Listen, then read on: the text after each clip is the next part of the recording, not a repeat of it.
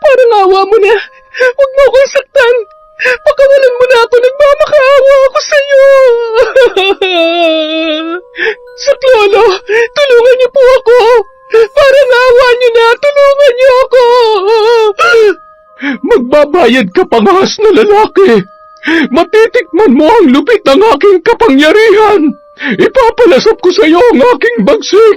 Sisiguruhin kong mamamatay ka sa kamay ng isang mambabarang. Taon 1997, Dumangas, Iloilo. Umiiyak na nakaupo sa isang mahabang bangko ang dalagang si Sayong. Nasa labas siya ng isang silid ng punerarya na pinagdalhan sa labi ng kanyang lola. Kasama ang kanyang ina na si Karing ay matyaga silang naghihintay kung kailan matatapos ang pag-eembalsamo sa matanda. Ilang oras din silang naghintay saka lumabas ang isang embalsamador na nagngangalang Toto upang ipaalam sa kanila na tapos na ang serbisyo nito. Ang ina ni Sayong ang kumausap sa lalaki at hindi nalilingid dito ang paminsan-minsang pagsulyap ni Toto sa kanyang anak. Nakikiramay po ako sa buong pamilya. Salamat. Maaari na ba naming iuwi agad si nanay? Pwede po, misis, pagkarating nung karo. Meron pa po kasi yung hinatid sa kabilang bayan. Ang mabuti pa ay mananghalian na lang po muna kayo. Sinipat ni Karing ang kanyang relo. Pasado 12:00 na pala ng tanghali. Hindi niya namalayan ang oras dahil sa labis na lungkot at pagdadalamhati. Binalingan niya ang anak na nakahawak sa sentido nito. Sayong, nagugutom ka na ba, anak? Opo, Nay. Ay, sige.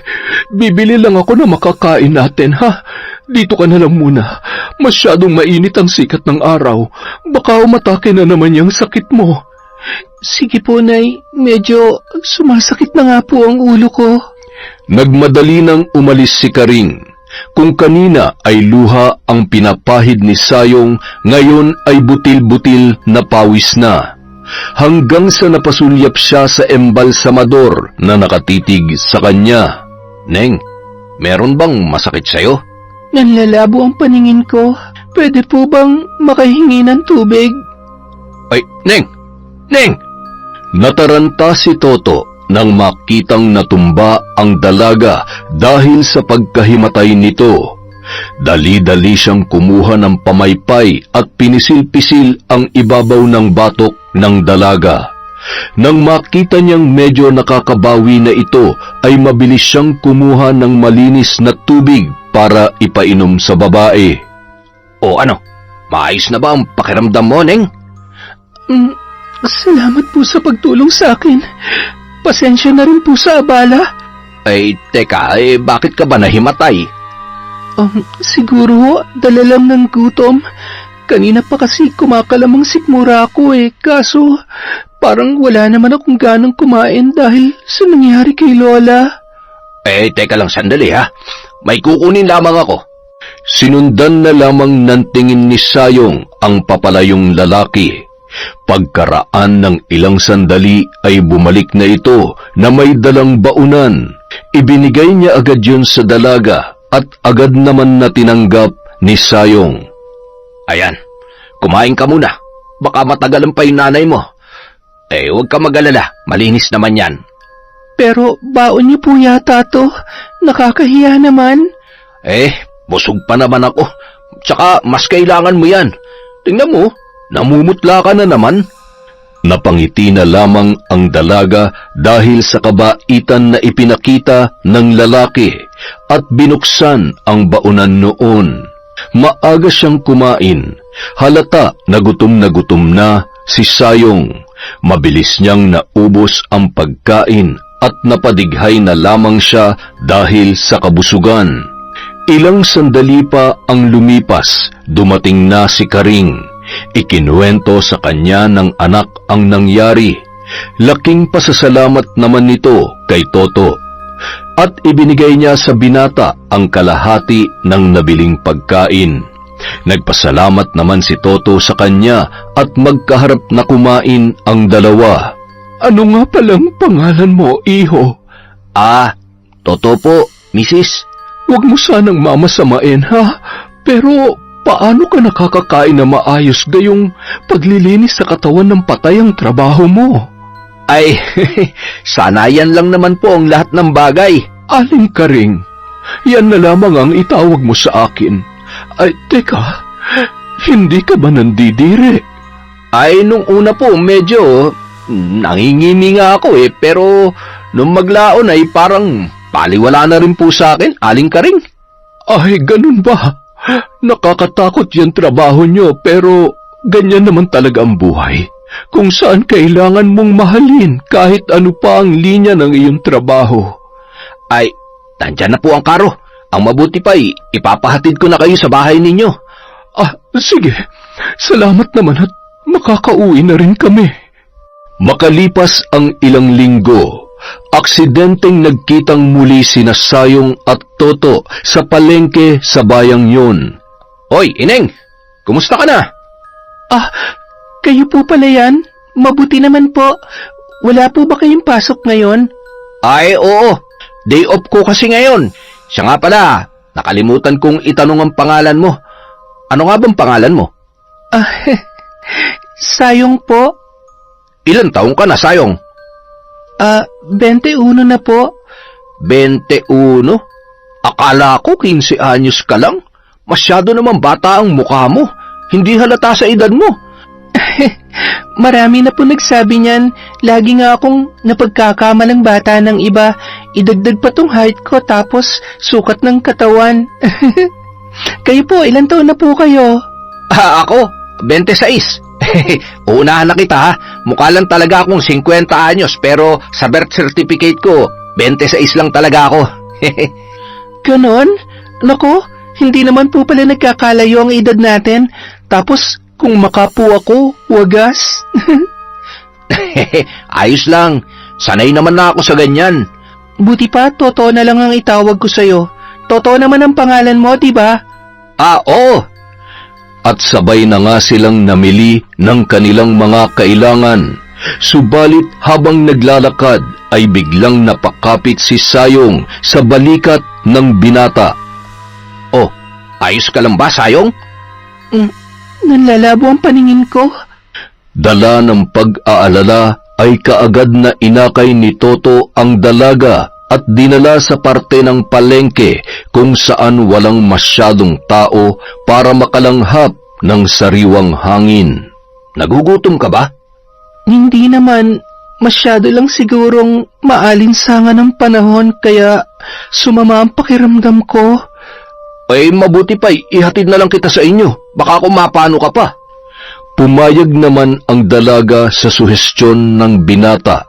Si Toto na rin ang nagpatuloy na mamili sa mga hindi pa nabibili ni Sayong na nasa kanyang listahan. Sakay sa isang pampasaherong jeep, hinatid ni Toto ang dalaga sa kanilang baryo hanggang sa kanilang tahanan. Payak lamang ang pamumuhay ni Sayong. Maliit lang ang kanilang kubo at napapaligiran ng mga halaman na kung tawagin ay nipa. Wala silang malalapit na kapitbahay. Nasa dulo yun ng palayan na ang daan ay makitid na pilapil bago pa makarating sa kanila. Iginala ni Toto ang paningin at tila nangilabot siya nang maramdaman ang malamig na hanging dumampi sa kanyang braso. Napapitlag pa siya nang biglang magbukas ang pinto sa kubo ni Sayong. Magandang araw po sa inyo, Aling Karing. Aba, ikaw yung embalsamador, hindi ba? Anong ginagawa mo rito? Nay, hinatid lang po ako ni Toto. Nagkita kasi kami sa bayan, tapos inalalayan niya po ako doon. Bigla po kasing nakaramdam ng panlalabo ng paningin si Sayong, Aling Karing. Kaya kako ay ihatid ko na lamang siya rito para maayos siya makauwi. Pero aalis na rin naman po ako. Ay, sandali lang. Ang mabuti pa tumuli ka muna. Magkape ka muna sandali. Sa susunod na lang, may aasikasuhin pa kasi ako sa bayan, Sayong. Pwede po ba akong dumalaw dito sa susunod na linggo, Aling Karing? Abay, oo naman. Walang problema. Salamat nga pala sa paghatid ng ligtas dito sa dalaga ko, Toto. Walang anuman po. Magpapaalam na po ako. Sayong, alis na ako ha. Sige, Toto. Mag-iingat ka. Maraming salamat, ha? Makalipas ang isang linggo, dumalaw nga si Toto kina Sayong. Marami siyang dalang pagkain para sa mag-ina. Nagbitbit din siya ng tsokolate at isang bungkus na rosas na kulay pula. Nako, Toto, nag-abala ka pa. Salamat, ha? Walang anuman. Kumusta ka na nga pala? Ayos naman. May ipagtatapat sana ako sa'yo, Sayong. Alam kong masyado pang maaga pero gusto ko lang malaman mo na sa pagdalaw kong ito, umaakyat na ako ng ligaw sa'yo. Biglang natahimik ang dalaga. Wala siyang makapangsalita na maaaring isagot sa binata. Alam ko naman na magugulat ka, kaya lang gusto ko lang malaman mo na seryoso ako sa nararamdaman ko para sa'yo, Sayong. Ano kasi, Toto? Sa ngayon kasi, wala pa sa isip ko na pumasok sa isang relasyon. Huwag ka mag-alala, hindi naman kita pipilitin. Tsaka, hindi naman ako nagmamadali. Handa ako maghintay, kahit gaano pa katagal. Basta ba, maipadama ko lang sa'yong pagmamahal ko. Ikaw ang bahala. Isang gabi, kinausap ni Aling Karing si Sayong tungkol sa napapadalas na pagbisita ng binata. Anak, hindi ko na nagugustuhan ang madalas na pagpunta ng embalsamador na yon dito sa atin. Tapatin mo nga ako. Magkasintahan na ba kayo? Kuwan po kasi, Nay. Hindi ko gustong magsinungaling ka sa akin, Sayong. Sabihin mo ang totoo. Nanliligaw pa lang po siya, Nay. Meron ka bang pagtingin sa kanya? Nako, wala po, Nay.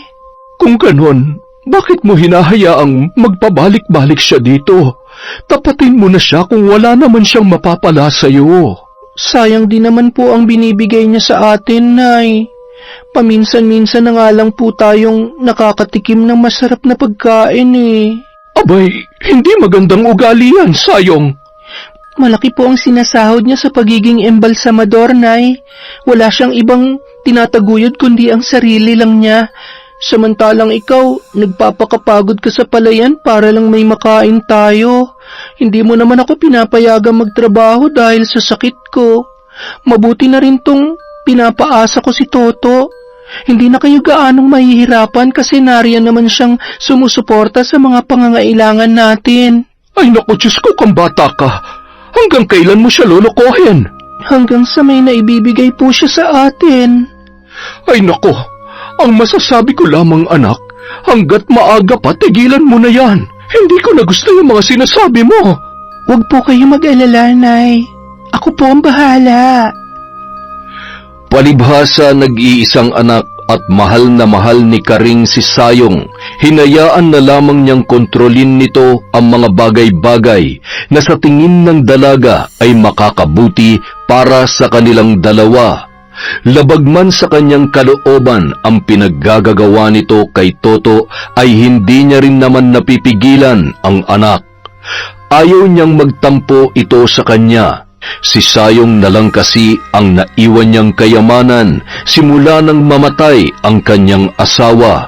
Samantala, linggo-linggong patuloy na dumadalaw si Toto sa tahanan nila Sayong. Madalas silang magkwentuhan at magtawanan.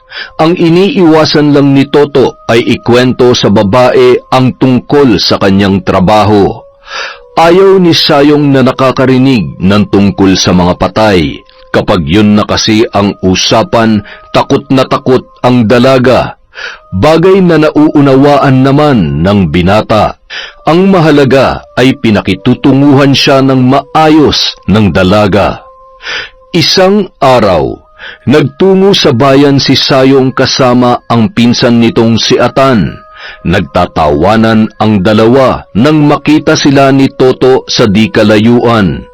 Hindi pa nakikilala ni Toto si Atan, kaya ganun na lamang ang naramdaman niyang sakit nang makitang inakbayan pa ng lalaki si Sayong.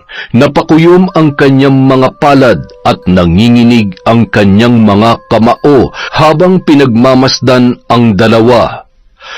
Araw ng linggo.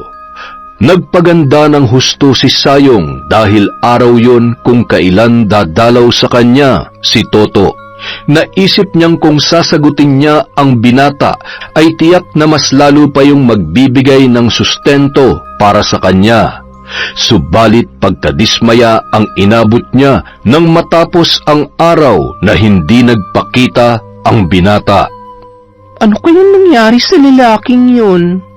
Kaya naman, napagdesisyonan na lamang ni Sayong na bisitahin ito sa pinagtatrabahuhang punerarya sa bayan. Aalamin niya kung bakit hindi ito dumalaw sa kanya. Nagulat pa si Toto nang makita si Sayong sa punerarya. Oh, anong ginagawa mo rito, Sayong? Dinadalaw ka. Hindi ka ba masaya? Masaya naman. Nagulat lang ako. Ba't mukhang malamig ang pakikitungo mo sa akin ngayon? Marami ka bang ginagawa? Ay, hindi naman, pero meron kasing darating na patay mamaya eh. Mamaya pa naman yon, di ba? Kain muna tayo dun sa may kanto. Tamang-tama, hindi pa ako nanananghalian. Nagtataka man si Toto sa inaasta ni Sayong, pinaunlakan niya pa rin ang dalaga.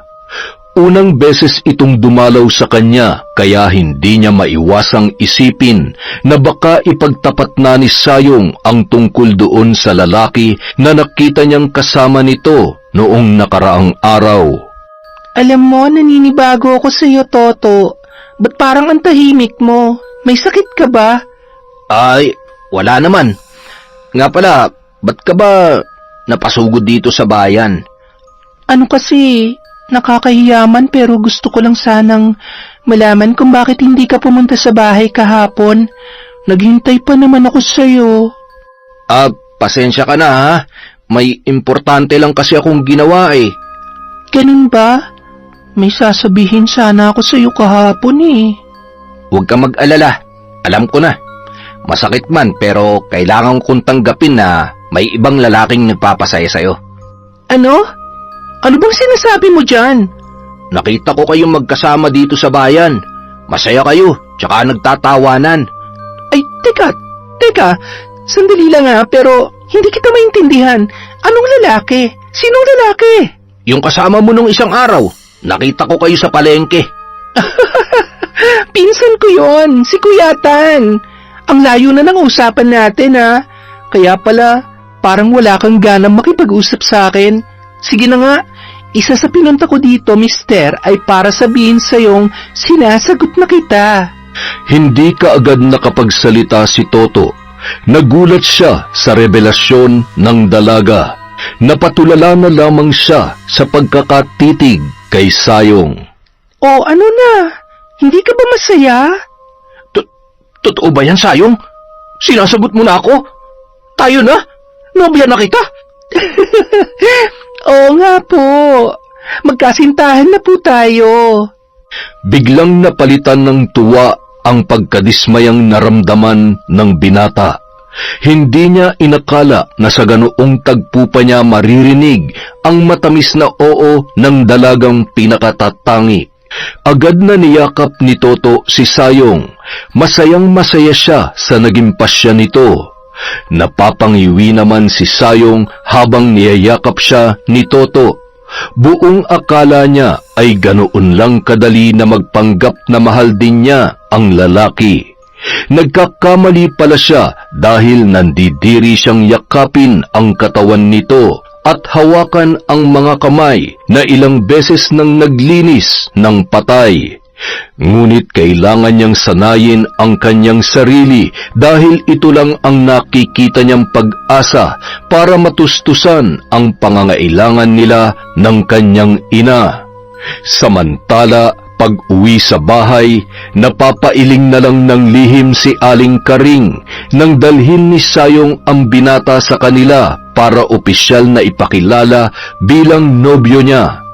Nang makaalis ang binata ay kinumpronta siya agad ng kanyang nanay. Anak naman, bakit humantong pa sa pakikipagnobyo ang ginagawa mo? Matututunan ko rin siyang mahalin, Nay. Pero paano kung hindi? Paano kung may makilala kang iba tapos nung titibok ang puso mo? Ano na lang ang mararamdaman ni Toto? Nay, lahat ng relasyon merong hangganan. Nobyo ko pa lang si Toto, hindi ko pa siya asawa. Ikaw lang naman ang inaalala ko. Paano mo nagagawa makisama sa taong hindi mo naman mahal? At hindi lang yun, embalsamador siya. Huwag kayong mag-alala, Nay. Masasanay din po ako. Ang mahalaga ngayon, may sasagot na sa pangangailangan natin. Hindi na tayo magiging isang kahig, isang tuka. Wala nang nagawa pa si Aling Karing sa pakikipagtalo sa kanya ng anak. Naging sunod-sunuran na lamang siya rito. At tama nga ang sinabi ni Sayong, kahit papaano ay naging maayos ang kanilang buhay dahil laging nagbibigay ng sustento si Toto kay Sayong. Hindi na rin sila nalilipasan ng gutom gaya ng dati. Isang araw, bumisita si Atan sa kubo ng mag-ina. Nagkataong wala roon si Aling Karing dahil nag-ani ng palay sa kabilang baryo. Sayong, ano tong nabalitaan ko mula sa nanay mo na may nobyo ka raw na isang embalsamador? Ay nako, si Nanay talaga. At pinaglalaruan mo lang daw. Paano naman? Sino ba naman nagseseryoso sa ganung lalaki? Mukha ko ng tatay, tapos nakakadiri pa yung trabaho. Kung ganun, bakit mo pinasok ang sarili mo sa isang relasyon na hindi mo naman pala gusto? Ay, nako. Naaawa na kasi ako kay Nanay, Kuya eh. Bilad na sa araw ang buong katawan. Batak na batak sa trabaho. Kaya naisip ko na si Toto ang solusyon para kahit papano ay makakain kami ng 3 beses sa loob ng isang araw. Hindi ka ba nahihiya kapag magkasama kayo? Yun na nga ang pinoproblema ko, Kuya eh. Nakakahiya, sobra. Kahit 26 lang siya, mukha na siya 50. Kaya nga, hindi ako pumapayag na lumabas kami. Alam mo, hindi magtatagal. Problema yung ginagawa mo. Ang mabuti pa, tigilan mo na yan. Kahit na maghapong pinagsabihan ni Atan si Sayong, hindi niya pa rin pinahalagahan ang mga sinabi nito.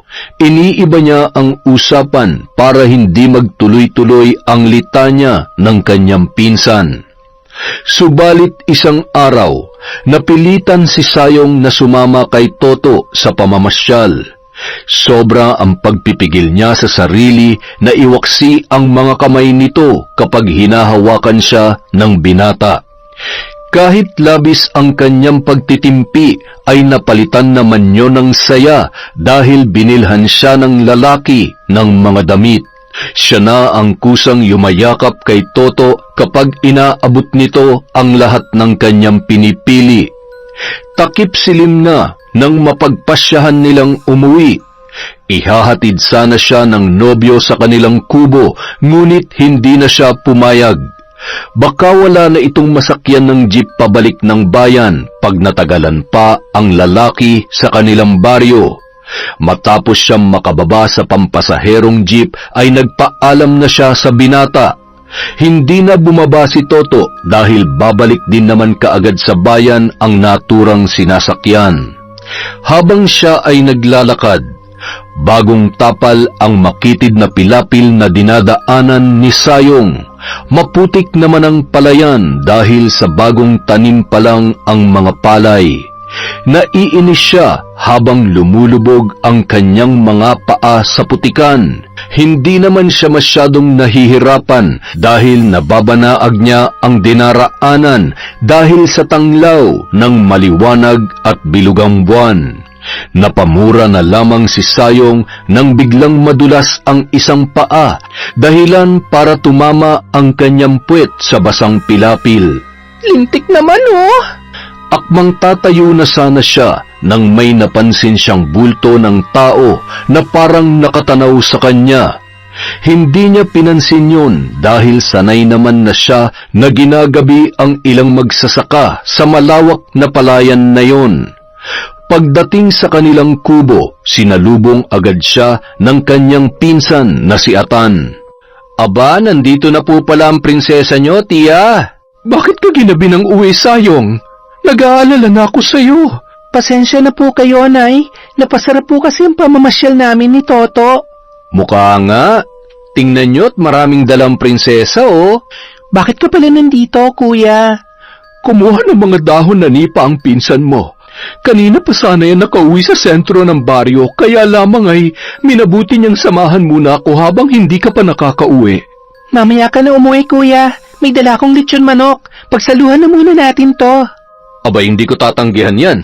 San ka nga pala dinala nung nobyo mong embalsamador, ha? Sa punerarya? Siyempre sa plaza, Kuya. Ano ka ba? Siguraduhin mo lang na hindi mo pa naisusuko ang bataan. Babae ka, ha? Baka sa ibabaw ka lang ng kabaong pahigain nun. Ang sama mo. Anong tingin mo sa akin? Basta-basta na lang bubuka ka? Saka naiisip ko pa lang na hinahalikan ako ng embalsamador na yun. Nangingilabot na ako. Yak! Nakakadiri nga yung mga kamay niya eh. Naiisip ko mga bangkay na hinahawakan, pinapaliguan at kinukunan ng dugo. Holding hands pa nga lang, kinikilabutan ng buong katawan ko eh. Kakayang pa sa harapan niya? Tiisin mo yan, pinasok mo yan eh. Pero wag kang magpapagalaw, ha? Ayoko mahaluan ng lahi natin ang mukhang impakto. Nagtawanan pa ang dalawa bago pumasok sa loob ng kubo. Si Aling Karing naman ay naghanda na para makapaghapunan na sila. Matapos makakain, nagpaalam na ang matanda na mauuna sa pagtulog. Uminom muna ang magpinsan at patuloy na nagkwentuhan sa labas ng kubo ni Sayong. "Oh, uuwi na ako, pinsan. Baka hinahanap na ako sa bahay." Sige, Kuya. Dalhin mo na din to mga tinapay. "Ayos, salamat. Sige, alis na ako." Hinatid pa ni Sayong ang kanyang pinsan sa labas ng bakuran. Tinanaw niya itong pasan-pasan ang mga dahon ng nipa hanggang sa makalayo na ito sa kanila. Akmang papanhik na sana si Sayong sa loob ng kubo nang biglang tinakpan ng panyo ang kanyang ilong at bibig. Naamoy niya roon ang isang uri ng kemikal na unti-unting naging dahilan ng pagkawala ng kanyang malay. Isang lalaki ang humahangos habang buhat-buhat ang walang malay na katawan ni Sayong. Kanina niya pa ito sinusundan. Mabuti na lamang at nakakuha siya ng pagkakataon na mapaamoy sa dalaga ang kemikal na matagal niya nang hinanda para dito. Makalipas ang ilang sandali, marahan niyang inihiga sa damuhan ang babae. Nakalugay ang mahaba nitong buhok at nakalantad ang napakaamo niyang muka. Nakasuot ng maikling bestida si Sayong, kaya litaw na litaw ang kinis ng hita at binti nito. Parang asong ulol na hinaplos ng lalaki ang hita ng babae. Hinawi niya paitaas ang bestida at napalunok siya ng ilang ulit na tumambad sa kanyang tingin ang matagal na niyang nais mahawakan. Agad niyang kinapayon at nakapikit ang kanyang mga mata habang hinihimas ang maumbok na pagkababae na natatabunan ng manipis na tela. Nagpalinga-linga ang lalaki sa paligid nang makarinig ng mga kaluskos at nang mapagtantong isang pusang gala lamang ang gumagawa ng ingay, ipinagpatuloy niya ang kanyang nasimulan. Makalipas ang ilang saglit, nagising si Sayong nang maramdaman ang ginagawa sa kanya ng lalaki. Dahil sa sakit ng ulo at pagkahilo ay hindi niya maaninagan ang mukha noon. Lumanghap siya ng maraming hangin at sumigaw ng malakas. Nagpumiglas siya ng husto hanggang sa nakakuha siya ng pagkakataon na sipain ang hinaharap ng lalaki. Sa lakas ng ginawa ni Sayong ay sumubsob ang mukha nito sa lupa na sapu-sapo ang kanyang harapan. Tulong! Tulungan niyo ako! Hindi alintana ang punit-punit na damit. Nagtatakbo si Sayong sa loob ng damuhan. Nagpalinga-linga dahil sa pag-aalala na sinusundan pa rin siya ng lalaki. Biglang nadapa si Sayong, dahilan para siya ay magpagulong-gulong sa damuhan. Dali-dali siyang tumayo at nagulat sa bumungad sa kanya. Nasa harapan niya na ang lalaki na sa wari niya ay nakangisi. Parang awa mo na! Huwag mo akong sasaktan! Pakawalan mo na ako! Nagmamakaawa ako sa'yo! Paatras siyang nagsusumamo sa lalaki, ngunit desidido yon sa kanyang binabalak. Nang akmang susunggaban niya na si Sayong, nadulas naman yon at nadapa sa lupa. Kaagad namang tumakas si Sayong na humahangos at umiiyak. Saklolo! Tulungan niyo po ako! Parang awa niyo na! Tulungan niyo ako! Hindi pa nakakalayo si Sayong, naramdaman niya na ang paghablot ng lalaki sa kanyang buhok. Kinaladkad siya noon sa putikan. Walang nagawa si Sayong laban sa lakas ng lalaki. Kahit anong pagpupumiglas niya ay baliwala lamang. Masakit ang kanyang anit dahil sa pagkaladkad nito sa kanya na hawak ang kanyang buhok. Malakas na ibinalya si Sayong ng lalaki sa lupa. Nanginginig siyang inaaninag ang pagmumukha nito, ngunit bigo siyang alamin dahil sa putik na nasa mukha noon. Pagkatapos, mariin siyang dinaganan ng lalaki. Nang muli siyang magpumiglas, ay tumama ang malakas na suntok sa kanyang sikmura.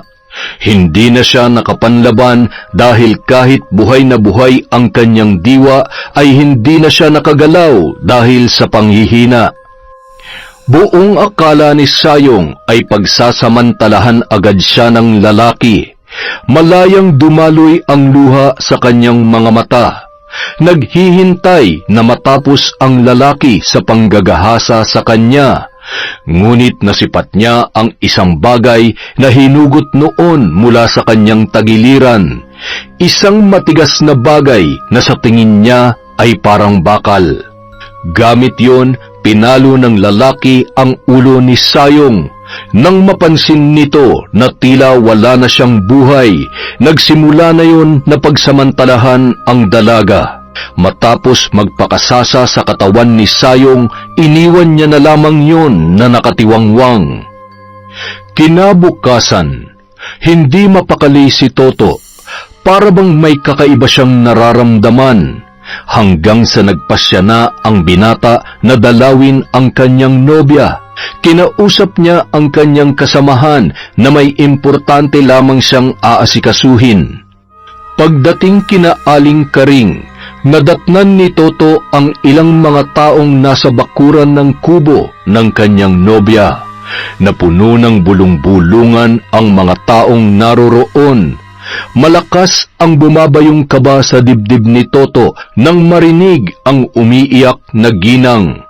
Pumapamalahaw at halos wala ng boses na mailabas dahil sa kasisigaw. Aling Karing, ano po nangyari? Toto, wala na si Sayong. Iniwan na ako ng anak ko. Walang pagdadalawang isip, dali-daling hinawi ni Toto ang puting kumot na tumatabing sa nakahigang si Sayong. Karumal-dumal ang sinapit ng kanyang nobya.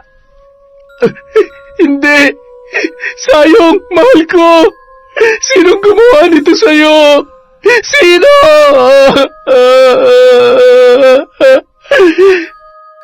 Niyakap ni Toto ang malamig na bangkay ni Sayong. Parang pinipiga ang kanyang puso sa sinapit ng kanyang nobya. Sino po ang gumawa sa kanya nito, Aling Karing? Walang nakakaalam. Nagulat na lamang ako nang ibalita sa akin na natagpuan ang bangkay ni Sayong sa loob ng kanipahan. Sabihin niyo, ginahasa po ba siya ng animal na gumawa nito sa kanya? Oo. Punit-punit ang kanyang damit at halos wala na siyang saplot nang siya ay matagpuan. Mananagot ang gumawa nito. Isinusumpa ko. Pagbabayarin ko ng mahal ang taong gumawa nito sa kanya. Kuyomang kamaong nanginginig si Toto habang sinasabi ang mga katagang yun. Ano ang plano mo sa labi ni Sayong, Karing? Ipapaimbalsa mo ko siya, Kapitan, para makasama ko pa siya ng mga ilang araw. Ako na po ang bahala kay Sayong, Aling Karing. Makalipas ang ilang sandali, dinala na ang bangkay ni Sayong sa puneraryang pinagtatrabahuhan ni Toto. Gaya ng sinabi niya, ay siya ang personal na nag-asikaso sa bangkay ng kanyang nobya. Toto, maaari ko bang masilayan ang gagawin mong paglilinis sa anak ko? Oo naman po, Aling Karing. Wala pong problema. Dahil wala ang may-ari ng punerarya, pinasama ni Toto si Aling Karing sa loob ng silid. Makikita roon ang mahabang mesa kung saan pinapatong ang bangkay na nililinisan ni Toto. Nang ipasok na ang katawan ni Sayong, biglang humagulgol ng malakas si Aling Karing. Hindi niya kayang masilayan ang kanyang anak sa ganoong kalagayan. Mabuti na lamang at sa labas ay naroon si Atan. Tinawag siya ni Toto para tulungan siya sa tiyahin nito. Kaagad namang dinaluhan ng binata si Aling Karing at inilabas sa silid. Mas mabuti kung makakalanghap siya ng sariwang hangin. Ganun ba? Sige, dadalhin ko na lamang siya dun sa labas. At inakay na nga ni Atan ang kanyang tiyahin palabas. Pinainom niya yun ng tubig para gumaan ang naninikip nitong dibdib. Tahan na po, tiya. Baka kumapano pa kayo. Mas gugustuhin ko pang mamatay na lamang, Atan, kesa makitang pinuburo lang aking anak na si Sayong. Magpakatatag po kayo, tiya. Pagkatapos ng libing ni Sayong, mananagot ang humalay at pumatay sa kanya. Isinusumpa ko yan. Halos hindi ko nga pinapalabas ng kubo ang batang yan. Ni hindi pinapaarawan dahil natatakot akong umatake ang epilepsy niya. Ngayon lamang siya nakalabas. Tapos, ito pa ang mangyayari. Patuloy na inaalo ni Atan ang tiyahin na halos mawalan na ng malay dahil sa pagtatangis. Samantala, pinagmamasdan naman ng mabuti ni Toto ang patay na nobya. Nag-uunahang pumatak ang kanyang mga luha habang hinahaplos ang maamo nitong muka. Kahit balot sa putik at mayroong mga galos at sugat ang katawan nito, hindi maitatago ang kakinisan ng kanyang balat. Sayong, mahal ko. Patuloy sa pag-iyak si Toto habang hinuhubad ang punit-punit na bestida na puno ng putik. Huwag ka mag-alala, mahal ko. Aayusan kita na parang natutulog lamang. Pinaliguan niya yon. Makailang ulit na sinabon, nilinisan ng mabuti hanggang sa mawala na ang dumi. Matapos na maglagay at magpakalat ng mga kemikal at solusyon sa mga ugat at bahagi ng katawan para mapabagal ang proseso ng pagkabulok ng nobya, ay pinakatitigan niya yon ng mabuti. Tapos ay pinahid niya ang kanyang mga pawis na nag-uunahang tumulo. Saka binulungan ang bangkay ng dalaga. Bago kita saksakan ng bulak, pagbigyan mo muna ako sa huli kong kahilingan, mahal ko. Hinalikan niya ang labi ng dalaga. Noong una ay banayad lamang, hanggang sa naging mapusok ang bawat pagdampi ng kanyang mga labi. Hinagod niya ang kabuuang katawan ng kanyang nobya.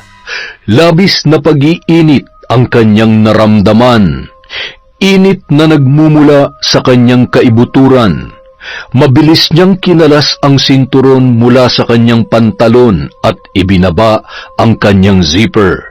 Matapos magawa ang kanyang binabalak, kaagad siyang lumundag mula sa kinapapatungan at mabilis na isinuot muli ang pantalon at nag-ayos ng sarili. Isang kontentong ngiti ang sumilay sa labi ni Toto. Makalipas ang ilang sandali, sa muli niyang pagharap sa bangkay ay maayos na niyang tinapos ang kanyang trabaho. Pinahiran niya ito ng mga kosmetiko at nilagyan ng pabango upang maging presentable. Subalit ang hindi niya napansin, mayroong pares ng mga mata na nakasilip sa kanyang ginawa. Mula umpisa hanggang sa matapos yun. 9 na araw na ibinurol si Sayong. Walang araw na hindi nagpapakita si Toto sa burol ng kanyang kasintahan, hanggang sa hinatid na yon sa kanyang huling hantungan. Toto, maraming salamat sa iyo.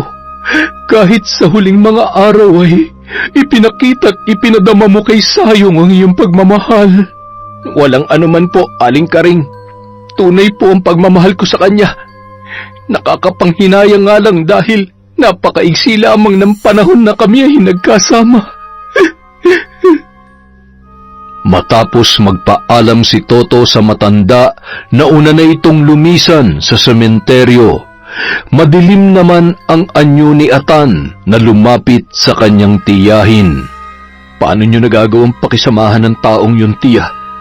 Kasuklam-suklam ang ginawa niya sa bangkay ni Sayong. Sa katunayan ay gusto ko talaga siyang saktan. Ipamukha sa kanya ang kanyang kawalang hiyaan. Subalit matinding pagpipigil ang ginawa ko, Atan.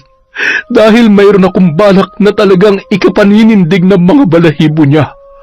Ngunit bago yon, aalamin muna natin kung sino ang lumapastangan sa pinsan mo. Ilang araw ko nang pinaghandaan ng tungkol dyan, tiya. Nasa baul ng bestidang huling ginamit ni Sayong at nagtabi na rin ako ng putik galing sa kung saan siya huling natagpuan. Mabuti naman kung ganon. Mamayang gabi, samahan mo kung hukayin ang libingan ni nanay. Iaahon ko mula sa hukay ang mga kagamitan niya, kasama ang itim na karunungan. Pagkatapos nilang maghapunan, sumapit na ang hating gabi. Pinuntahan ni na Aling Karing at Atan ang sementeryo. Madali nilang nahukay ang libingan ng nanay ni Aling Karing dahil sa lupa lang ang tumatabon doon. Walang nicho at walang lapida. Tanging krus lamang nayari sa kahoy ang nakatirik doon na may nakasulat na pangalan ng matanda. Ang araw ng kapanganakan nito at araw ng kanyang kamatayan. Nang makuha nila sa loob ng kabaon ang isang lumang baul, ay mabilis na tinabunan ni Atan ang libingan ng matanda. Inayos ang nakatayong krus at inapak-apakan ang lupang itinabon para manigas at magpantay. Tayo na sa kubo, Atan. Isasagawa na natin ang ritual. Pagkarating doon, isa-isang inilatag ni Aling Karing ang mga kagamitan ng inang mambabarang. Akala niya ay hindi na niya masisilayan pang muli ang mga yon matapos na ilibing ang baul kasama ang labi ng kanyang ina. Bantog na mambabarang ang ina ni Aling Karing sa lugar nila sa Iloilo. Ni walang albularyo ang nakakatalo dito. Pumanaw lamang ang matanda dahil sa kanyang katandaan. Samantala, bata pa lamang si Aling Karing ay hinubog na siya ng kanyang ina sa pambabarang. Gamit ang mga orasyon at iba't ibang klase ng mga insekto. Hindi kumpleto ang mahika ng isang mambabarang kung wala itong pananggalang na mga orasyon. Minsan, nang sinubukan ni Aling Karing ang gawain, kampante siyang hindi siya masusumbalikan dahil sa mayroon siyang pananggalang, ngunit sa kasamaang palad ay doon sa kanyang asawa na punta ang sumbalik na siyang ikinasawi nito. Nang mga panahong yun ay nagdadalang tao na si Aling Karing kay Sayong. Magmula nung araw na yun, hindi na siya sumubok pang mambiktima dahil natakot na siyang baka isa na naman sa kanyang pamilya ang madamay. Ngunit sa pagkakataong ito, wala nang makapipigil sa kanya sa nais niyang gawin. Nabalot na ba ng itim na kumot ang bawat sulok at loob nitong kubo, Atan? Opo, tiya. Nalukuban na po ng dilim ang buong kubo. Mabuti naman. Sisimulan ko na ang ritual. Ngunit bago yon, lumapit ka muna dito. May gagawin lamang ako sa iyo. Kaagad namang tumalima ang binata. Lumapit siya kay Aling Karing na noon ay nasa harapan ng nakasinding mga kandila. Patat sulok ang pagkakahilera ng mga yon, kasama ang sinulid na kulay pula na nakapatong sa isang rebultong may sungay na kulay itim ang kabuuan. Pahigayong nakadapa sa lapag. Kinuha ni Aling Karing ang sinulid at mariing idinikit sa braso ni Atan na kaagad ding naglikha ng maliit na sugat. Tumulo ang dugo mula roon na mabilis namang pinunasan ni Aling Karing gamit ang isang hintuturo nito. Sa isang kamay ng matanda, naroroon ang isang maliit na kristal. Binulungan niya ng orasyon ang naturang kristal na may pagkakahel ang kulay at mabilis na isinuksok yun sa loob ng sugat sa braso ni Atan. Parang nilamon naman ng sugat ang kristal at makalipas ang ilang segundo ay kusang naghilom ang sugat ng binata. Yan ang magsisilbing proteksyon mo para makaiwas ka sa kahit na anumang uri ng barang. Hindi tatalab sa iyo ang mga sumbalik dahil sa tangan mo na ang kristal na napapalooban ng mga orasyon ko. Pinabalik ni Aling Karing si Atan sa sulok na kinaroroonan nito kanina. Samantala siya naman sinisimulan na ang ritual sa pag-uungkat ng mga pangyayari. Inilabas niya ang bestida ni Sayong at itinabi doon ang putik na nakuha ni Atan. Maraming orasyon ang kanyang inusal bago biglang tumuwid ang kanyang likod na tila ba sinasaniban ng kung ano. Napamulagat ang kanyang mga mata sa loob ng ilang minuto hanggang sa naglakbay ang kanyang diwa tungo sa huling araw na nabubuhay pa ang kanyang nag-iisang anak. Nasilayan niya kung paano nilipastangan ng isang lalaki si Sayong. Nakita niya rin kung paano pinahirapan bago nalagutan ng hininga ang kanyang anak. Malinaw na malinaw ang itsura ng lalaking nakangisi habang isinasagawa ang kanyang kawalang hiyaan sa dalaga. At sa pagbalik niya sa kanyang wisyo, nag-uunahang tumulo ang kanyang mga pawis na sinasabayan ng sunod-sunod na pagpatak ng kanyang luha. Magbabayad ka, pangahas na embalsamador. Matitikman mo ang lupit ng aking mahika. Ipapalasap ko sa iyo ang aking bagsik. Sisiguruhin kong mamamatay ka sa kamay ng isang mambabarang. Nagulat naman si Atan sa sinabi ng matanda. Kung gayon, si Toto pala ang pumatay sa kanyang pinsan. Galit na galit siya sa lalaking yun dahil sa nasaksihan niyang paghalay nito sa bangkay ni Sayong. Inutusan siya noon ng kanyang tiyahin na tingnan ang paglilinis ni Toto sa babae. Dahil sa ayaw niyang maistorbo ang pag-iyak ng lalaki habang nililinisan ang pinsan niya, ay hindi na siya naglikha ng ingay habang sinisilip ang mga ito mula sa maliit na siwang ng pinto.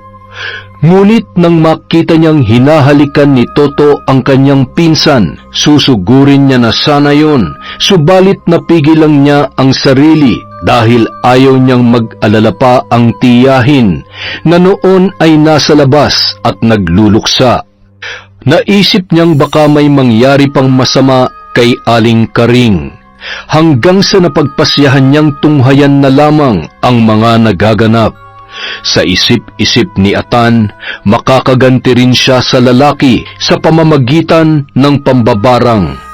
Matagal niya nang alam na mambabarang ang kapatid ng kanyang lola, at matagal niya na ring hinahangad na matutunan ang kaalamang yun. Kaya lamang nang mamatay ang kapatid ng kanyang lola na siyang nanay ni Tiya Karing niya, ay isinama na sa libingan nito ang lahat ng mga kagamitan.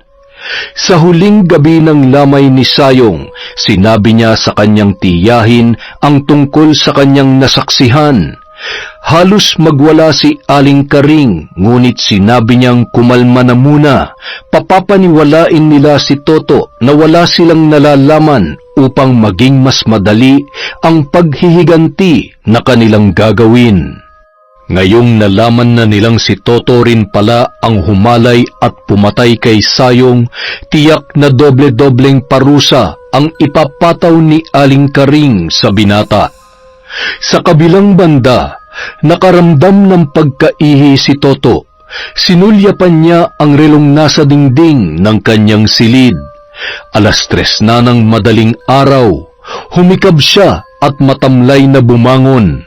Nagtungo siya sa loob ng banyo upang pakawalan ang rumaragasa niyang ihi. Nakapikit ang kanyang mga mata habang ginagawa yon. Subalit saglit siyang natigilan nang maramdamang tila may maliit na insekto na kumagat sa kanyang pagkalalaki. Kahit inaantok ay pilit niyang ibinuka ang kanyang mga mata. Sinuri kung anong uri ng insekto ang kumagat sa kanya. Pagkatapos noon, dala ng matinding pagod at antok ay muli na rin siyang nakatulog. Kinabukasan, habang nasa trabaho, naramdaman niyang tila bumibigat ang kanyang alaga. Hindi siya mapakali, kaya naman hinubad niya ang suot na pantalon upang yon ay silipin. Sakto namang pumasok ang driver ng karo na si Dodong, ang tanging taong nakakaalam sa lahat ng kalokohang ginagawa ni Toto. Oh, ano na naman yan? Huwag mong sabihing magpaparaos ka na naman. Loko-loko, may tinitingnan lang ako sa alaga ko. Medyo namamaga kasi. Hindi ako komportable dahil pakiramdam ko kumikiskis ito sa pantalong ko. Hindi ko tuloy nagagawa na maayos ang trabaho ko. Baka naman na impeksyon na yan. Baliw ka kasi. Marami naman mga bayarang babae dyan tapos sa patay ka pa nagpaparaos. Hinaan mo nga yung boses mo. Baka may makarinig sa'yo. Ay, pasensya na. Nahihiya ka pala. Aba, syempre naman. Baka makarating pa sa amo natin at mawalan pa ako ng trabaho. Ay, naku. Bakit mo nga ba pinagtsatsagaan yung mga bangkay? Sa'yo ko lang to sasabihin ah. Ilang beses na rin ako nagbayad ng babaeng magpapaligaya sa akin pero hindi ako nakukontento eh. Sa mga patay lang talaga ako ginaganahan ng husto at ibang-ibang pakiramdam ko sa tuwing nakakaniig ko sila. Di ba pinopormahan mo yung babaeng namatay noong nakaraan, yung inimbalsamo mo? Ano nangyari dun? Ginasa at pinatay. Kawawa naman. Teka, wag mong sabihing pati yun ginalaw mo rin. Ako pa ba? Siyempre, bago sa pagpiestahan ng mga uod sa ilalim ng lupa, kailangan matikman ko muna. Grabe ka talaga. Ibang klase rin ng tibay ng sikmura mo, no? Literal na halang ang kaluluwa. Biruin mo, close na kayo nun pero tinalo mo pa. Sa bagay, bakit ka pa magbabayad kung may nakahain naman na libre? Tsaka, sabi mo nga, ganun naman ang gusto mo, di ba? Pero, alam mo, tingin ko may sakit ka. Dapat nagpapatingin ka na sa doktor ng mga baliw. Alam mo, sa totoo lang, mahal ko talaga yun eh. Kaya lang, hindi talaga ako ginaganahan sa buhay. Mas gusto talaga ng katawan ko ang patay. Ay nako, baliw ka na nga talaga. Nung mga sumunod na araw, dinapuan ng matinding lagnat si Toto. Nanginginig siya ng husto na parang pinaliliguan ng yelo dahil sa lamig na kanyang nadarama. Samantalang napakainit naman ng buo niyang katawan.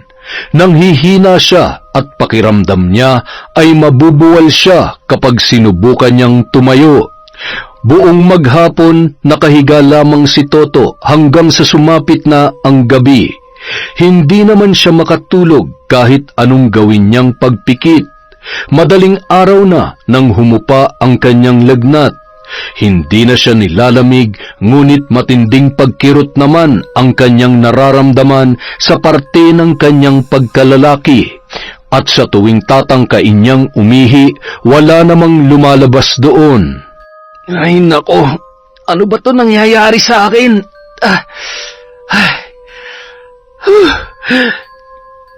Makalipas ang 2 araw, nagawa na ring umihi ni Toto.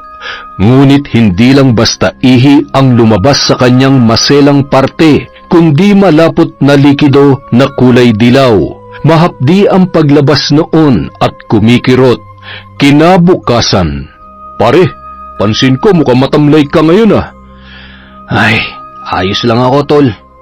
"Anong ayos? Hindi ka naman dating ganyan. Hindi ka na ba nakaka-score sa mga bangkay, ha?" Sabing ayos lang ako eh. Ba't ba ang kulit mo? "Para nagtatanong lang naman eh. Ba't ba nagiging bugluting ka na?" Ha? Ay, pasensya ka na. Namumroblema kasi ako dito sa ano ko eh. "Saan? Sa ano?" Itinuro ng nguso ni Toto ang parte ng kanyang katawan na nasa pagitan ng kanyang 2 hita. "Bakit? Hindi pa ba nawawala ang pamamaga?" Hindi na namamaga. Kaso sobrang kati naman ngayon. Gabi-gabi hindi ako pinapatulog. Kamot na lang ako ng kamot. "Magpa-check up ka na kaya. Tamang-tama, may medical mission ng mga doktor dito sa bayan natin. Libre ang check up doon at libre na rin ang gamot." Kinabukasan, ginawa nga ni Toto ang payo sa kanya ng kaibigan. Binigyan siya ng doktor ng mga gamot para sa pangangati. Mayroon na ring antibiotic. Sa loob ng 7 araw, ininom niya ang mga gamot na yon. Subalit lalo lamang lumalala ang pangangati, dahilan upang magkaroon ng sugat ang kanyang ari. Hindi basta-bastang sugat lang yun, dahil sa bawat araw na dumaraan, mas lalong lumalaki ang sugat na nakapalibot sa kanyang ari-arian. "Hindi kaya ginagantihan ka na ng mga kaluluwa ng mga bangkay na ginalaw mo, pre?" Sira, walang ganun. Ang tanda-tanda mo na naniniwala ka pa sa ganyan. "Di ba, hindi ka namang gumaling sa mga gamot na binigay ng doktor? Sabi nga nila, branded pa yung mga gamot na yun. Pero, sandali, may kilala akong albularyo. Baka makatulong sa iyo yun." Albularyo? "Oo, kapag nagpatingin ka sa kanya, malalaman mo kung pinaglalaruan ka ba ng masamang espiritu o ng kung ano." Talaga? Tagasan ba yung albularyo na sinasabi mo na yan? Nung mga oras ding yun, hindi na nag-aksaya pa ng panahon ang dalawa. Nagtungo sila sa isang albularyong kakilala ni Dodong. Nagulat pa si Toto nang mapagtantong doon din siya dinala ng kaibigan sa baryo nila Sayong. "Mahusay na albularyo tong si Kapitan. Tiyak na matutulungan kanya sa problema mo." Nahihiyaman, ipinakita kaagad ni Toto ang kanyang sugatang alaga sa albularyo. Nang hilingin nitong ipakita ang kanyang tinutukoy. "Malala na pala yung sugat mo, bata. Malawak nang ginalawan ng sugat at iba na ang amoy. Ano palang dahilan kung bakit nakuha mo yan?" Sa pagkakaalala ko po, kinagat lang yan ng langgam eh. Maliit na pulang langgam, tapos namagana, hanggang sa nangati na ng sobra at naging ganyan na nga. "Wala ka bang ibang napapansin?" Meron pa po, tuwing sasapit ang 3:00 ng madaling araw, namimilipit ako sa sakit dahil sa kumakapit sa buong laman ko ang hapdi at kirot na dulot niyan. 3:00 ka mo ng madaling araw? Opo. Tingin ko ay binabarang ka.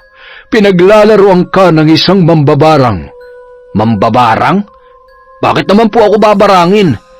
Marahil ay naiinggit o hindi naman kaya ay naghihiganti. Napaisip ng malalim ang binata. Sa dami ba naman ng kanyang pinagsamantalahan na bangkay, hindi malabong may mambarang nga sa kanya na naiwan na pamilya. Habang pabalik sa bayan, kinumpronta ni Toto si Dodong. Pre, aminin mo nga sa akin, may pinagsabihan ka ba tungkol sa ginagawa ko sa mga babaeng bangkay? Naku, wala ah. Ba't mo naman ay tanong yan? Binarang ako, hindi ba? Kaya hindi malabong ang gumawa nun ay kapamilya ng mga naging biktima ko. Baka naman pinagkaanulo mo na ako. Alangan naman kainggitan ako. Hindi na nga ako gwapo hindi pa presentable ang trabaho ko. Uy, wag mo nga maliitin ang trabaho mo. Hindi biro ang mag-embalsa mo ng mga patay. Kapaki-pakinabang ang parte mo dito sa mundo. Tsaka, hindi ko magagawa yun. Hindi ko ugaling manlaglag ng kaibigan. Sana hindi na lang ako nagpatingin sa albularyo. Kung ano-ano na tuloy ang iniisip ko. Huwag ka mag-alala. Siguradong gagawa si Kapitan ng lunas dyan sa karamdaman mo ngayon. Kinagabihan, nagulat si Toto nang mapansin ang mga langgam na nagkalat sa kanyang higaan. Mga langgam na katulad ng kumagat sa kanya. Maliliit at mapupula. Napatayo siya kaagad dahil baka kagatin na naman siya ng mga yon. Subalit sa kanyang pagtayo, nakita niya ang bakas ng basa sa kanyang kobrekama. Napakunot ang kanyang noo sa pag-aakalang siya ay napaihi. Yun pala ay doon nang gagaling ang mga langgam na nasa kanyang higaan. Dali-dali niyang kinapa ang kanyang pantalon at naramdaman niya na basa din yun. Ngunit ibang likido ang kanyang nahawakan, malapot at may nakakasulasok na amoy. Kaagad siyang naghubad para makapagpalit, subalit bigla niyang nasagi ang kanyang ari. Napahiyaw na lamang siya sa sobrang sakit dulot ng pagkakasagi na yon. Dahan-dahan niya yung dinampian ng bulak na may betadine at alkohol.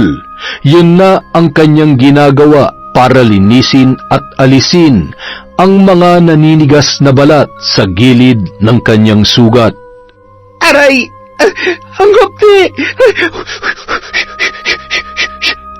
Subalit napatda na lamang si Toto nang dumako ang kanyang tingin sa may kanyang puson. Mayroon kasing bukol na tumubo doon. Ngayon niya lamang nakita yon dahil nakatuon palagi ang pansin niya sa kanyang alaga sa tuwing siya ay naghuhubad. Malaki na ang bukol na maikukumpara na sa isang holen na sa pagkakataong yun ay tila ba sumisipsip ng kung anong likido mula sa kanyang loob dahil ramdam niya ang kirot na pumapalibot doon. Dumaan pa ang mga araw, hindi na nakakapasok sa punerarya si Toto dahil sa kanyang kalagayan. Hindi na rin siya nakabalik pa sa baryo kung saan naroroon ang albularyo dahil noong huling punta niya doon ay hindi niya inaabutan ang albularyo. Naisip niya na baka niloloko lamang siya ng matanda at hindi naman talaga siya binabarang. Mas lalo pang lumaki ang bukol na halos sakop na ang kalahati ng kanyang puson. Hindi na siya nakakalakad ng maayos dahil sa kanyang karamdaman. Naaapektuhan na rin ang kanyang pagkain at bumagsak na ang kanyang timbang. Pre, kumusta ka na? Eto, nagtitiis pa rin sa karamdaman kong to. Mabuti naman at dinalaw mo ako ngayon, pare. Siyempre naman, nag-aalala rin ako sa iyo, baka ako napano ka na. May mahalaga din kasi akong sasabihin, pre. Ano yun? Naaalala mo ba yung pinuntahan nating albularyo? Binalikan ko siya kahapon. O, ano na naman ang dinagdag niyang kasinungalingan? Mukhang napasubo ka ng husto. Hindi na raw kasi makikialam yung albularyo tungkol sa kaso mo. Anya, kailangan mong pagbayaran ang naging atraso mo sa mambabarang na nagbigay sa'yo ng sumpa. Ano? Ano bang klaseng albularyo yan? Imbis na tulungan ang humihingi ng tulong ay ganyan lang ang sasabihin niya. Baka naman, nagpapanggap lang talaga yun. Kaya kung ano-ano dinadahilan. Hindi pre, kasuklam-suklam daw kasi ang naging kasalanan mo dun sa anak ng mambabarang. Ito lang ang masasabi ko pre, mukhang kailangan mong humingi ng tawad dun sa ginawan mo ng kasalanan. Ano bang pinagsasabi mo dyan? At saan ko naman hahanapin yung mambabarang na gumagawa sa akin nito? Aray! Pre, tulungan mo ko. Ikamamatay ko na yata ang biglang pagkirot ng bukol na to. Sinipat ni Dodong ang sinasabing bukol ng kanyang kaibigan.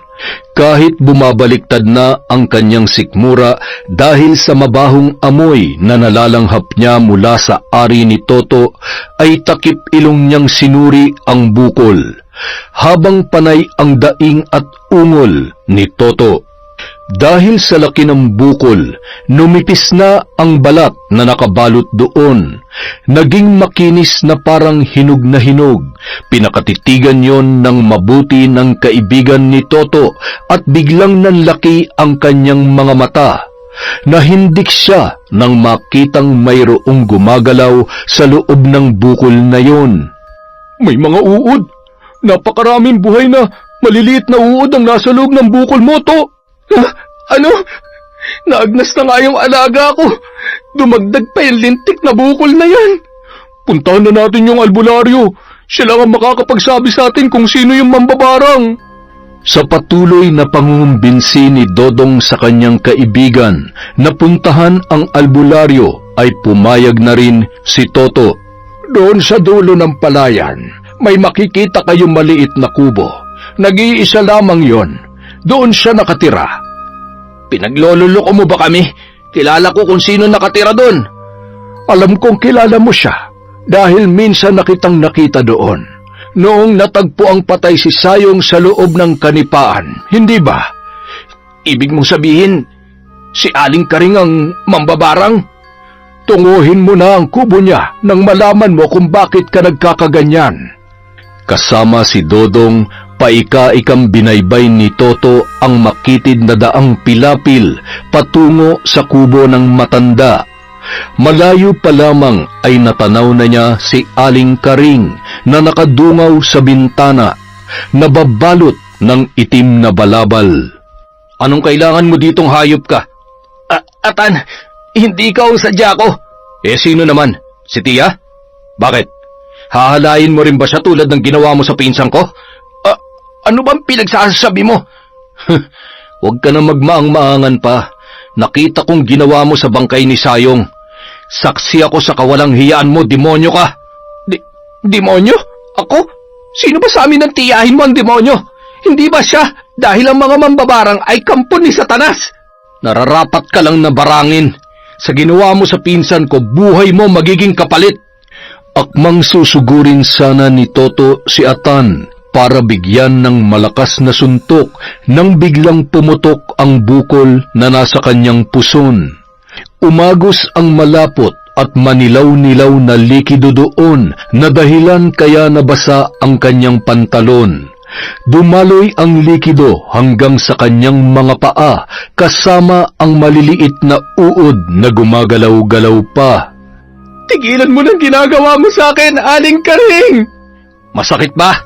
Kulang pa yan bilang kabayaran sa ginawa mo sa pinsan ko. May sakit ako. Necrophilia kung tawagin ng mga doktor, kaya hindi ko mapigilan ang pagkaumaling sa mga bangkay na naghahantong sa pakikipagtalik ko sa kanila. Dahil din ba sa sakit mong yan, kaya mo nagawang patayin si Sayong, Toto? Pinagkatiwalaan kita, pero bakit mo nagawa yun sa kanya? Bakit? Nang marinig yun, nanlaki ang mga mata ni Dodong. Halos hindi siya makapaniwala na magagawa yun ng kaibigan. Minahal ko si Sayong. Halos ibigay ko na nga sa kanyang lahat ng kinikita ko para magustuhan niya lang ako eh. Nung araw na sinabi niyang sinasagot na niya ako bilang nobyo niya, walang paglagyan ng sayo ko noon. Para akong nakalutang sa alapaap. Kung mahal mo siya, bakit mo siya pinatay? Bakit mo siya hinalay? Sobrang hinusayan mo naman ang pagpapanggap para mapagtakpan ng iyong kasalanan. May pasumpa-sumpa ka pang nalalaman. Inilahad ni Toto ang lahat sa kanila kung paano naging makulay ang kanyang buhay nang naging sila ni Sayong. Nais niyang ipagsigawan sa lahat na nobya niya ang dalaga, ngunit ayaw naman nito. Mas ginusto ni Sayong na sila lamang ang makakaalam sa kanilang relasyon. Wala naman naging problema sa kanya dahil hindi naman mahalaga na ipaalam pa sa iba. Ang importante, nagmamahalan sila at alam ni Aling Karing ang tungkol doon. Nang naging sila ni Sayong, itinigil na niya ang paggalaw sa mga bangkay. Ipinangako niya sa kanyang sarili na kakalimutan niya na ang ganoong gawain dahil magbabago na siya para kay Sayong at sa kanilang relasyon. Minsan ay humiling siya sa dalaga na magmotel sila para naman ipadama rito ang kanyang pagmamahal. Ngunit mariing tinutulan yon ni Sayong, saka na lamang daw niya ibibigay ang sarili kapag sila ay mag-asawa na. Sa sinabing yon ni Sayong ay mas lalo siyang humanga sa kanyang nobya.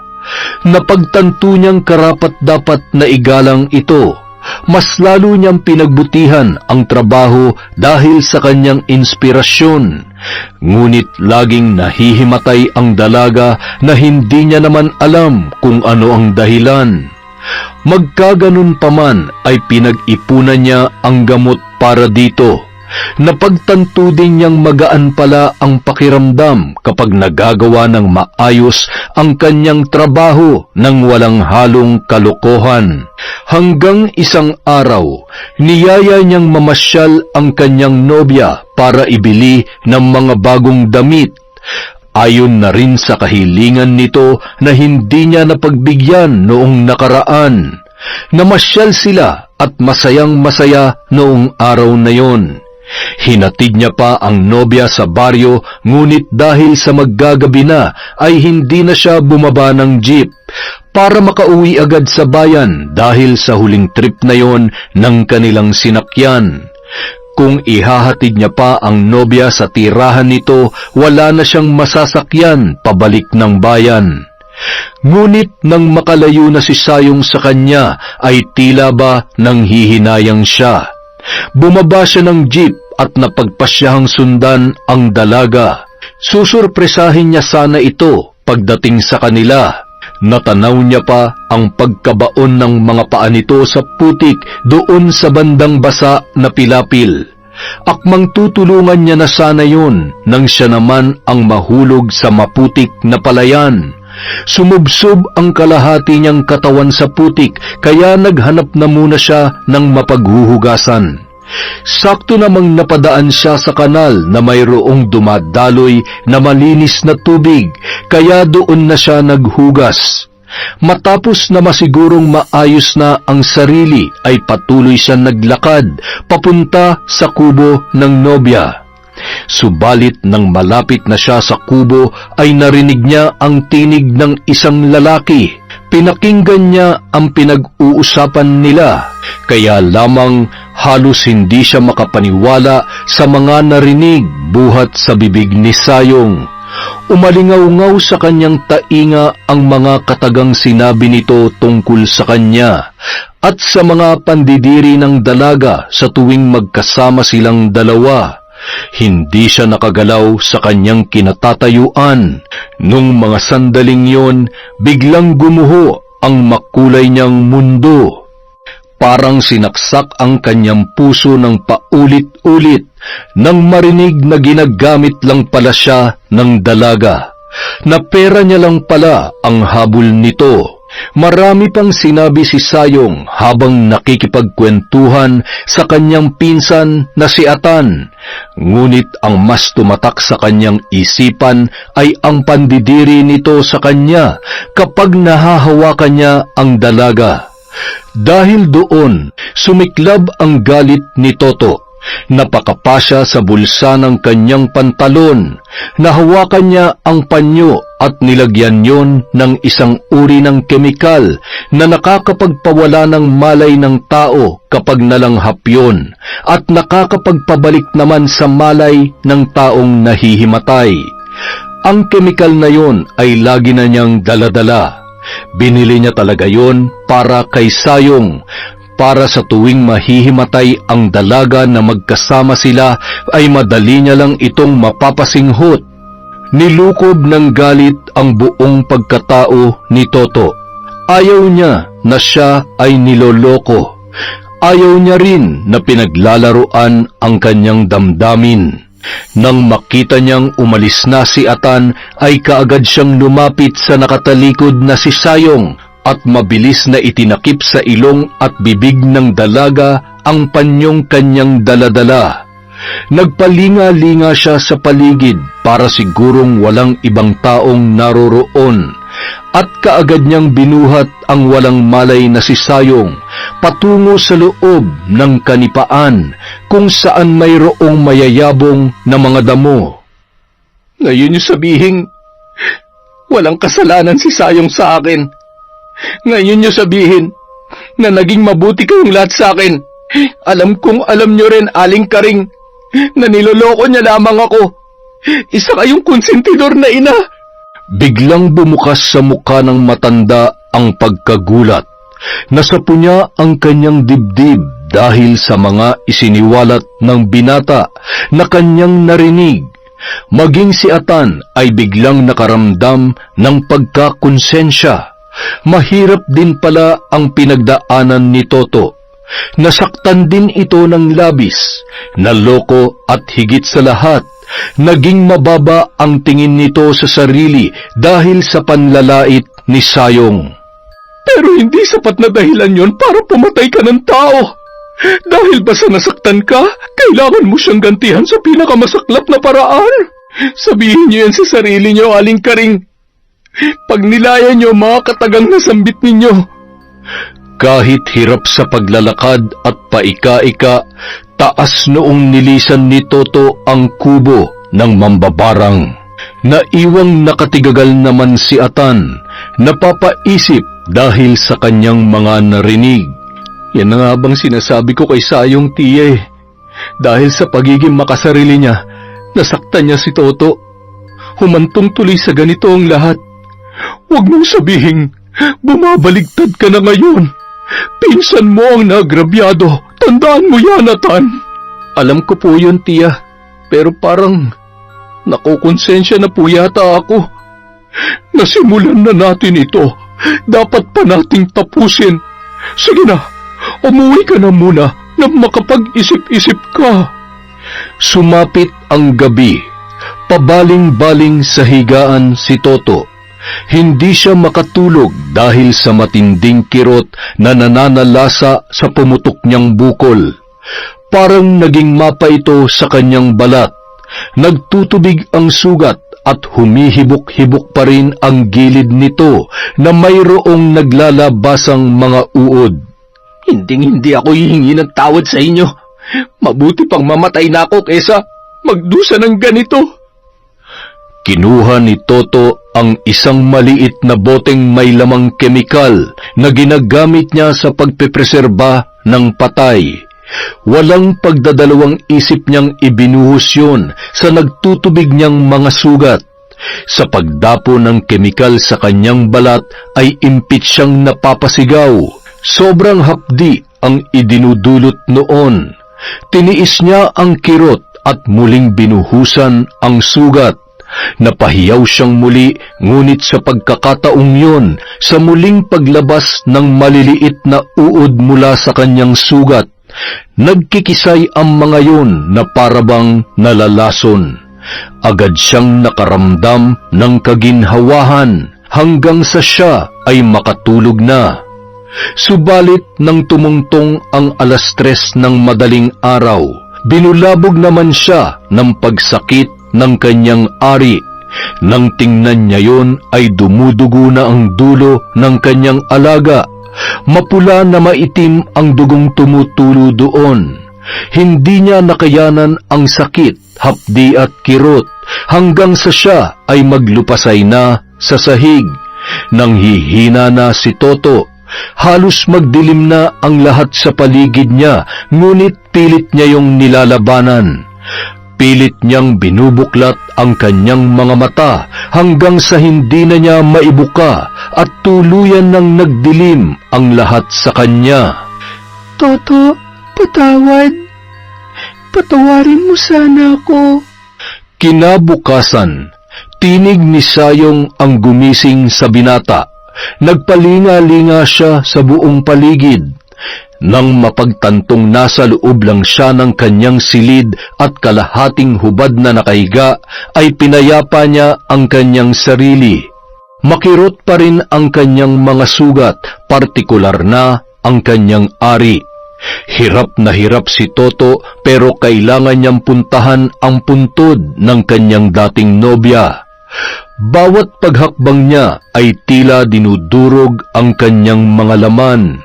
Sobrang sakit pero wala nang sasakit pa sa puso niyang sugatan. Ilang sandali pa narating niya na ang puntod ni Sayong, humahagulhol na humihingi ng tawad. Sayong! Sayong, mahal ko! Pinagsisisihan ko ng ginawa ko sa'yo. Nagpadala lamang ako sa galit. Akala ko kasi mahal mo rin ako eh. Kaya sobra-sobrang pait at sakit nang marinig ko na pinandidirihan mo pala ako. Umihip ang malamig na hangin at dumampiyon sa balat ni Toto. Alam kong walang kapatawaran ang mga nagawa ko sa'yo. Lahat ng ginawa kong pambababoy at pananakit sa'yo.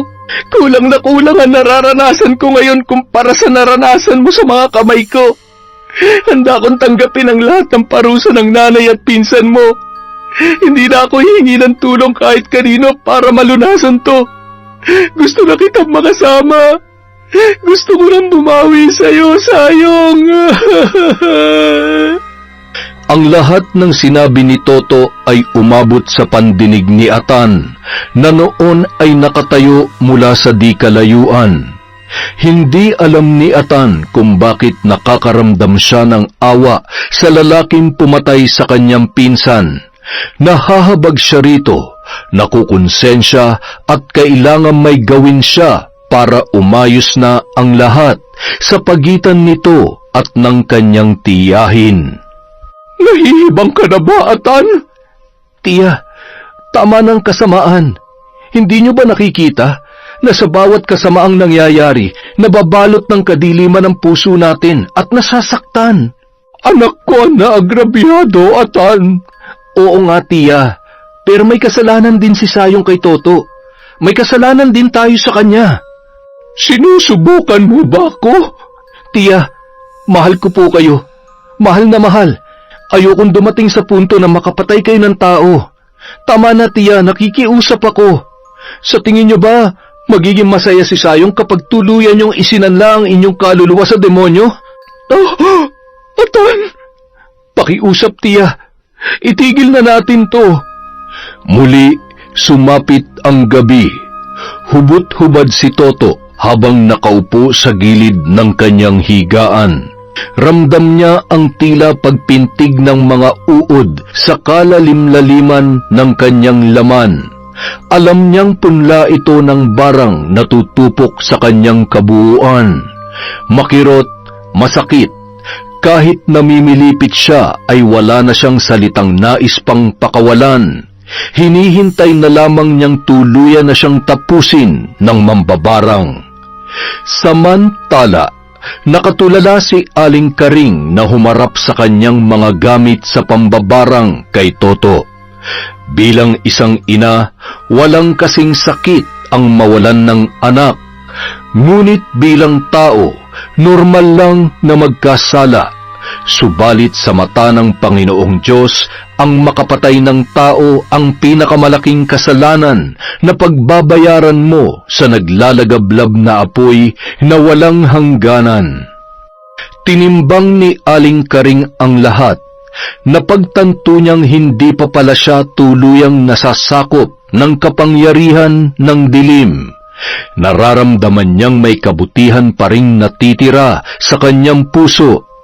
Bumuga siya ng malakas na hangin. Nanginginig na pinatay niya ang mga ilaw sa nakasinding mga kandila. Umusal siya ng orasyon ng paulit-ulit. Nang matapos ay inisa-isa niyang pinulot ang mga sinulid at pinakawalan sa bote ang mga langgam na ginagamit niya sa pambabarang.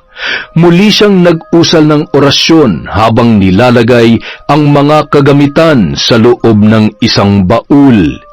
Butil-butil na pawis ang naglabasan sa kanyang muka nang matapos ang ritual sa pagbawi ng barang. Mahinahon siyang tumayo para hawiin ang mga nakatabil na mga kumot at kurtinang itim sa loob at bawat sulok ng kubo. Kahit sa gitna ng gabi, bumukas at bumanaag ang liwanag sa tahanan ng matanda. Dahil sa paglusot ng liwanag na nagmumula sa buwan, pakiramdam ni Aling Karing ay nabawasan ang mabibigat na dalahin sa kanyang damdamin.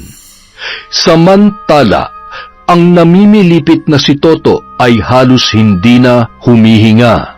Sadyang pinipigil ang paghinga upang maging daan ng kanyang kamatayan.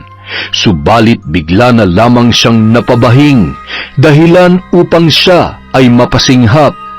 Ipinikit niya ang kanyang mga mata at pinakiramdaman ang sarili. Unti-unti nang nawawala ang kirot sa kanyang mga sugat. Nang sinipat niya ang mga yon ay nagulat na lamang siya nang dahan-dahang naglalaho ang mga natuklap na balat sa kanyang sugat. Ang dati na namumula at nagtutubig na sugat sa kanyang puson ay unti-unti na ring naghihilom. Ang kanyang alaga naman na tila naaagnas na ay bumabalik na rin sa dati. Dahil sa sayang nadarama, napatalon sa tuwa si Toto. Kinaumagahan, walang sinayang na sandali ang binata.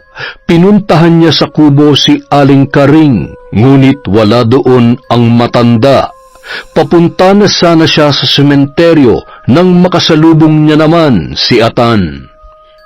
Ano na naman bang ginagawa mo dito, Toto? Dadalawin ko lang sana ang puntod ni Sayong. Para saan pa? Gusto ko lang magpasalamat. Magpasalamat? Galing ako sa kubo ni Aling Karing. Wala siya doon kaya naisipan kong puntahan na lang ang puntod ni Sayong. Magaling na ako, Atan. Alam kong binawi na ni Aling Karing ang barang.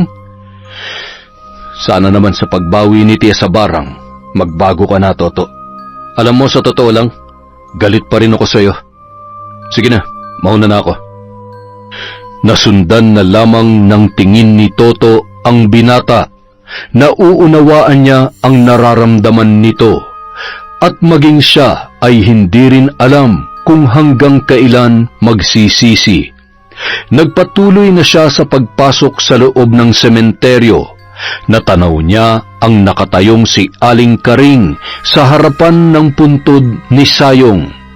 Biglang nakaramdam ng takot si Toto nang napalingon sa kanya ang matandang babae. Ngunit nilakasan niya ang kanyang loob upang ito ay kausapin. Aling Karing, magandang araw po. Maganda sana ang araw ko kanina. Kaso nga lang ay hindi na ngayong naririyan ka na. Ano ang kailangan mo? Gusto ko lang po sanang magpasalamat. Alam kong binawi niyo na ang barang na itinanim niyo sa masilang bahagi ng katawan ko. Maraming salamat po. At humihingi po ako ng kapatawaran para sa lahat ng mga nagawa ko. Gusto mo ba talagang patawarin kita? Kung ganon, inumin mo itong lason. Biglang natigilan si Toto sa kanyang mga narinig. Ngunit mahinahon naman niyang tinanggap ang boteng iniabot ng matanda. Isang uri yan ng langis na may nakapaloob na orasyon. Kapag ininom mo yan, hindi ka na makakaramdam ng init sa mga bangkay. Kahit walang kasiguruhan ang sinabi ng matanda, ay walang pagdadalawang isip na tinungga ni Toto ang bote at sinaid ang laman na langis. Kinakabahan pa si Toto nang makita ang makahulugang pagngisi ni Aling Karing. Sa ngayon, hindi ko maibibigay ng lubos ang aking pagpapatawad. Siguro ay lilipas pa ang maraming taon para tuluyang mawala ang sakit na naibaon mo sa aking puso. Hindi ko alam, Toto. Isa lang ang nasisiguro ko sa iyo. Hindi na kita papatawan pa ng parusa. Ipinagpapasa Diyos ko na lamang ang lahat. Siya na ang bahala sa iyo. Matapos yung sabihin, tuluyan nang umalis ang matanda. Napaupo naman si Toto sa gilid ng puntod ni Sayong habang lumuluhang nakatingala sa malawak na kalangitan. Yon! Napakaganda na naman po ng kwento natin. Ang pagpapatawad ay mahalaga sa lahat. Dahil dyan, meron tayong shoutout. Yes, simulan po natin. Shoutout sa asawa ni Elidia Bobes. Hi po kay Nila Basanta. Hello kay Ma'am Shimaylin. Shoutout po kay Lenny Villegas from Los Baños, Laguna. Hello kay Jenny Baywo. Kay Josh Del Bottom from Zamboanga, Sibugay. Hello po kay Grace Ordinan. Hi kay Maria Lorraine Egarde from Bahrain. Hello po kay Vicky Yabut. Hi kay Enzo Balbastro from QC. Uy, kapitbahay. Hello po kay Baby Zane Vlog from Lebanon. Hi kay Zaldi Datuin from Pangasinan. Hi kay Tina Manunulat. Uy, kumusta ka na? Hi kay James Sabuero from Nueva Vista, Mindanao at kay Chung B. Hello po kay Merchi Barricas. Hi sa Galedo family from Rai. Hello po sa buong pamilya ni Monica Nieves. Hello kay Jude Ringor Soriano. Hi sa mga anak ni Elvira Malakas. Hello po kay Maura 620. Hi kay Len TV, kay Marcia May Patorcio from Kuwait, kay Charlene Gumanzing at kay Chris Alcantara. Eto na naman po tayo. Maraming salamat sa suporta mula sa Kwentong Enteng.